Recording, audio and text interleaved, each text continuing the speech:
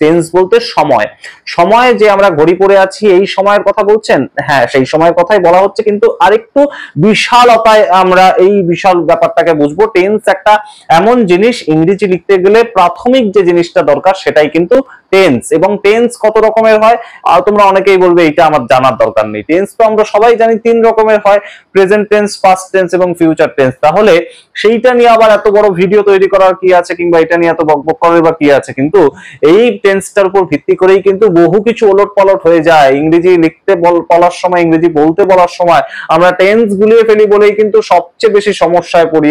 এবং এই যে আমতা আমতা করে কথা বলার সময় সেই বিষয়গুলো কিন্তু মূলত থাকে টেন্সের সমস্যার জন্য। টেন্স আমরা গুলিয়ে ফেলি, সেই জন্যই কিন্তু সমস্যা তৈরি হয়। সেই টেন্স যাতে না গোলাই তার একটা ছোট্ট ট্রিক্স আমরা আজকে শিখিয়ে দেব।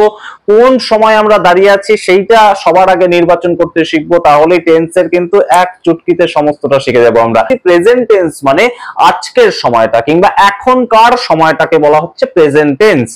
এর পরবর্তীতে আমাদের চলে যেতে হবে পাস্ট টেন্সের কথা। পাস্ট টেন্স বলতে আমি যে সময়টাকে কাটিয়ে এসেছি, অলরেডি আমার কাটানো হয়ে গেছে যে সময়টা, সেটাকে বলছে পাস্ট টেন্স।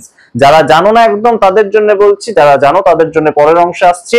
এবং যে সময়টাকে আমরা কাটাবো সেই সময়টার জন্য আমরা বলছি ফিউচার টেন্স। এই 3 ধরনের টেন্স হয়। টেন্স বলতে সময়, সময়কে আমরা 3টে ভাগে ভাগ করতে পারি। আমরা বাংলায় যদি বলি বর্তমান, অতীত এবং ভবিষ্যৎ। বর্তমান বলতে প্রেজেন্ট টেন্স, পাস্ট বলতে অতীত এবং ফিউচার বলতে ভবিষ্যৎ।